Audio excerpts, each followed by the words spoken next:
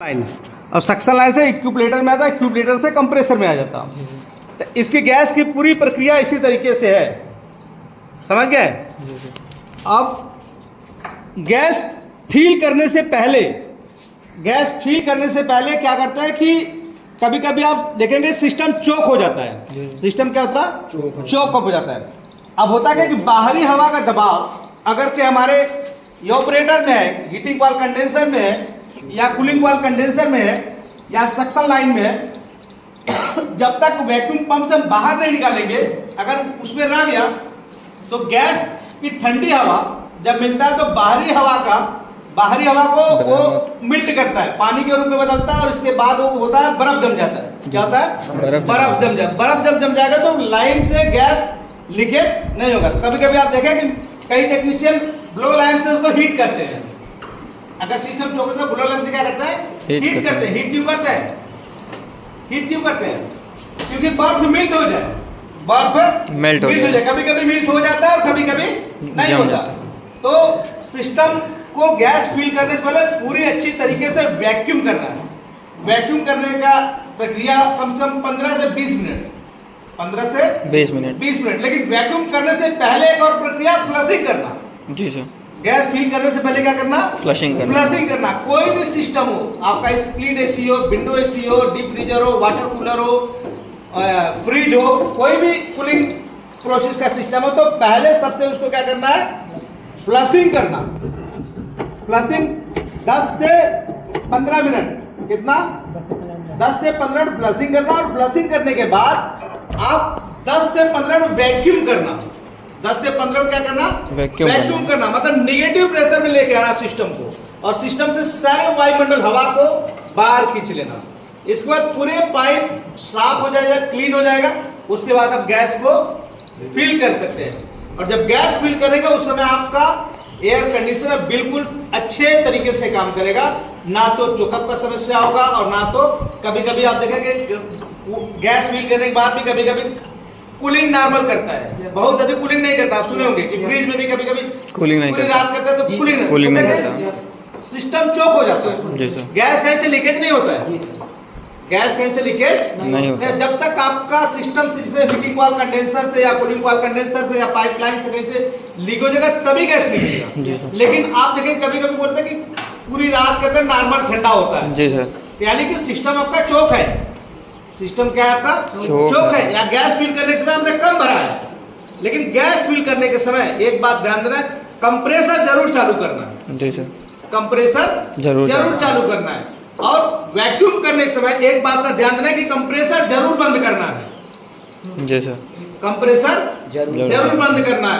Compressor बंद करके ही system का वैक्यूम करो, या तो फ्रिज हो, या वाटर कूलर हो, या विंडो एसी हो, या स्प्लिट एसी हो, या कोई भी ऐसा इलेक्ट्रिकल उपकरण हो जिससे कूलिंग प्रोसेस तैयार होता है। वो गैस फिल करने के पहले जब वैक्यूम करते हैं कंप्रेसर को बंद करना है, और गैस फिल करने के समय कंप्रेसर को हमेशा चालू करना है।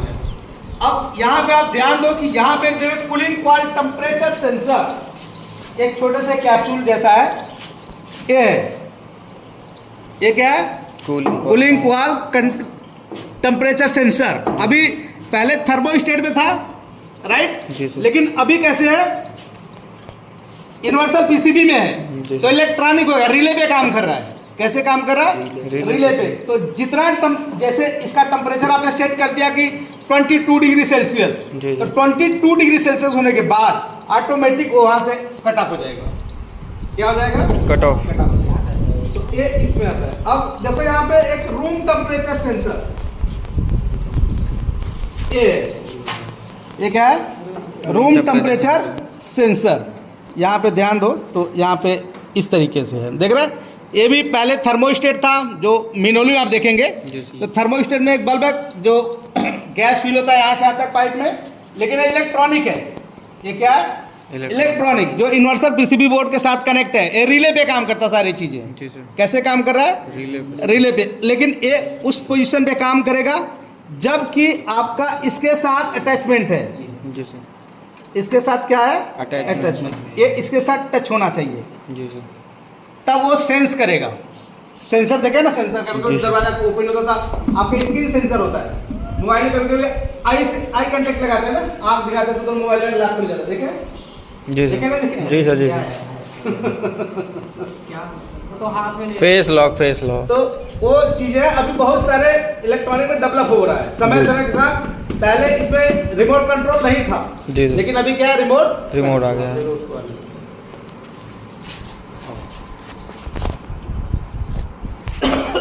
पहले इसमें रिमोट कंट्रोल नहीं हुआ।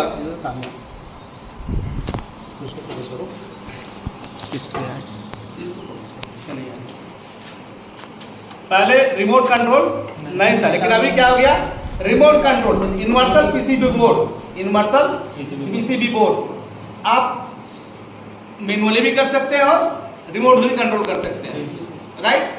आपको चाहते हैं कि 2 घंटे बाद आपके एसी बंद हो जाए, आप नींद आएगा तो ऑटोमेटिक बंद हो जाए, तो वो क्यों करते हैं, बिल कम आने के लिए। एक बार रूम का टेम्परेचर बिल्कुल ठंडा हो गया तो रूम बंद है और air tight room, air tight मतलब बाहर का हवा अंदर है, अंदर का हवा बाहर नहीं, तो रूम का टेम्परेचर बना रहेगा। और जब रूम का टेम्परेचर बना रहेगा तो एसी बंद भी कर देंगे तो 2-4 घंटे रूम कूलिंग करता है, एसी चलाने की जरूरत भी नहीं होगा। तो इससे होगा आपका बिजली का बिल बचत होगा और इसका मेंटेनेंस खर्चा भी कम होगा।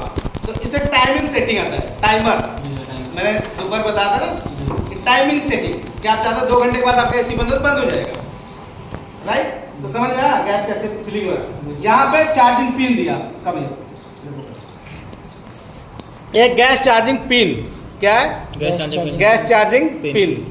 और गैस चार्जिंग पिन इसमें लगा हुआ है, इसी से वैक्यूम भी करेंगे, इसी से क्या करेंगे, फ्लशिंग भी करेंगे। नहीं, इससे फ्लशिंग नहीं करेंगे, इसी से वैक्यूम भी करेंगे और इसी से गैस भी